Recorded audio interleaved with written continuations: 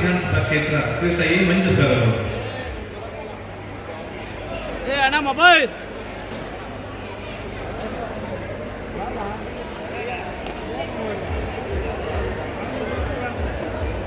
Mobile ಸೇರಿ ಶ್ರೀಮಠದ ಪರವಾಗಿ ನಡೆಸ್ತಾ ಇದ್ದೇವೆ.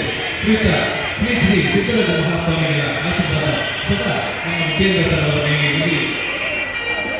ಜೊತೆಗೆ ಈ ವೇದಿಕೆಯಲ್ಲಿ ಹೆಸರಾಗಿರ್ತಕ್ಕಂತಹ ಎಲ್ಲ ಪೂಜ್ಯರ ಆಶೀರ್ವಾದ ಕೂಡ ಮಹಾಮೇರಿಗೆ ಅವರ ರಾಜಕೀಯ ಬದುಕು ಉನ್ನತ ಮಟ್ಟವನ್ನು ತಲುಪಿ ಈ ನಾಡಿನಲ್ಲಿ ಮುಖ್ಯಮಂತ್ರಿಯಾಗಿ ಮುಂದೆ ಬರಲಿ ಅಂತ ನಾವೆಲ್ಲರೂ ಕೂಡ ಜೋರು ಚಪ್ಪಾಳೆಯೊಂದಿಗೆ ಅವರಿಗೆ ಗೌರವವನ್ನು ಸಲ್ಲಿಸೋಣ.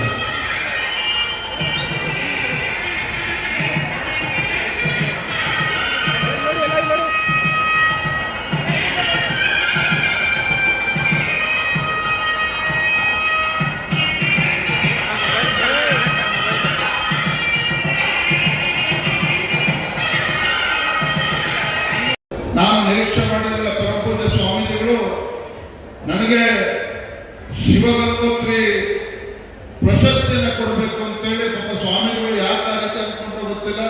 ಯಾಕೆ ನಾನು ಸ್ವಾಮಿಗಳ ದರ್ಶನವೂ ಕೂಡ ಮಾಡಿರಲಿಲ್ಲ, ಯಾವತ್ತೂ ಕೂಡ ಸ್ವಾಮಿಗಳ ಭೇಟಿಯೂ ಕೂಡ ಆಗಿಲ್ಲ. ಆದರೂ ಕೂಡ ಪರಮಪೂಜ್ಯರು ನನ್ನ ಬಗ್ಗೆ ಒಂದು ಪ್ರೀತಿ ವಿಶ್ವಾಸವನ್ನು ಇಟ್ಟು ಇದನ್ನು ಪ್ರಶಸ್ತಿ ಅನ್ನೋದಕ್ಕಿಂತ ಹೆಚ್ಚಾಗಿ, ಯಾಕೆ ನಾನು ಕೂಡ ರಾಜಕಾರಣದಲ್ಲಿ ಅಂಬೆಗಾಲನ್ನು ಇಡ್ತಕ್ಕಂಥ ಸಂದರ್ಭದಲ್ಲಿ ಈ ಒಂದು ಪ್ರಶಸ್ತಿ ನನಗೆ ಕಿರೀಟ ಅಂತೇಳಿ ಭಾವಿಸ್ತೇನೆ. ನನ್ನ ಜವಾಬ್ದಾರಿಯನ್ನು ಹೆಚ್ಚು ಮಾಡುವಂಥ ಕೆಲಸ ಈ ಒಂದು ಪ್ರಶಸ್ತಿ ಮಾಡಿದೆ ಅಂತ ಹೇಳ್ತಾ ತುಂಬ ಸಂತೋಷ ಆಗಿದೆ. ಇಷ್ಟೊಂದು ಸ್ವಾಮೀಜಿಗಳು ಹೇಳ್ತಾ ಇದ್ರು ರಾತ್ರಿ 9 ಗಂಟೆ ಮೇಲೆ ಇನ್ನೂ ದೊಡ್ಡ ಸಂಖ್ಯೆಯಲ್ಲಿ ಭಕ್ತಾದಿಗಳು ಇರ್ತಾರೆ ಅಂತೇಳಿ. ನಾನು ಸ್ವಾಮೀಜಿಗಳಲ್ಲಿ ವಿನಂತಿ ಕೂಡ ಮಾಡಿದ್ದೆ ಮುಂಚಿತವಾಗಿದೆ.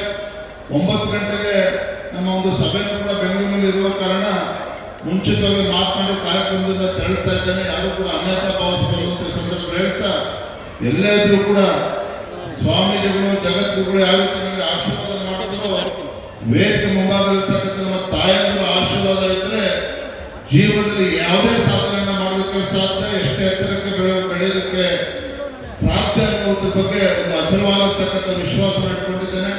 ನಮ್ಮ ವೇದಿಕೆ ಮುಂಭಾಗದಲ್ಲಿರ್ತಕ್ಕಂಥ ಎಲ್ಲ ನಮ್ಮ ಶ್ರದ್ಧೆ ತಾಯಂದಿರ ಪಾದಾರಗಳಲ್ಲಿ ಭಕ್ತಿಪೂರ್ವಕ ಪ್ರಣಾಮಗಳನ್ನು ಸಲ್ಲಿಸ್ತಾ ಮತ್ತೊಮ್ಮೆ ಪರಮಪೂಜ್ಯ ಸ್ವಾಮೀಜಿಗಳು ನಾನು ಇವತ್ತು ಮಾತನಾಡ್ತೇನೆ. ತುಂಬ ಸಂತೋಷ ಇದೆ. ಪವಿತ್ರ ಸ್ಥಳಕ್ಕೆ ಬಂದಂಥ ಸಂದರ್ಭದಲ್ಲಿ ನಾನು ಕೂಡ ಮಠದ ಪರಮ ಭಕ್ತನಾಗಿ ಸ್ವಾಮೀಜಿಗಳ ಏನು ಒಬ್ಬ ಶಿಷ್ಯನಿಂದ ಏನು ಅಪೇಕ್ಷಣೆ ಪಡ್ತಾರೆ, ನಾನು ಕೂಡ ಹೆಗಲಿಗೆ ಕೊಟ್ಟು ದುಡಿತೇನೆ, ತಮ್ಮ ಜೊತೆ ಇರ್ತೇನೆ ನಾವು ಮಾತಾಡೋ ಸಂದರ್ಭ ಹೇಳ್ತಾ ವೇದಿಕೆಯಲ್ಲಿ ಆಶೀರ್ವಾದ ಎಲ್ಲ ಪರಮ ಪೂಜ್ಯ ಸ್ವಾಮೀಜಿಗಳವರಿಗೆ